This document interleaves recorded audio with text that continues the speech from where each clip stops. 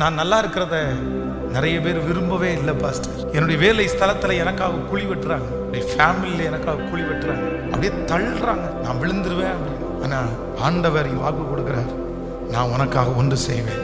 யார் உங்களை விழும்படி தள்ளினாலும் அவருடைய அன்பின் கரம் உங்களுக்கு உதவி செய்வதற்கு ஆயத்தமா இருக்கிறது.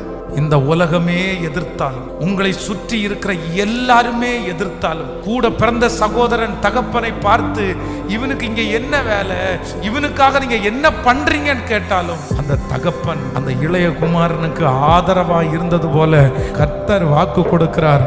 எத்தனை பேர் உன்னுடைய விழுகையிலே சந்தோஷப்படுவதற்கு கைகட்டி அவர்கள் காத்திருந்தாலும் கர்த்தராகிய ஆண்டவர் வாக்கு கொடுக்கிறார், அவர்கள் விழும்படி தள்ளினார்கள், நான் உனக்கு ஆதரவாய் உனக்கு துணையாய் யாவையும் செய்து முடிக்கிற கர்த்தர்.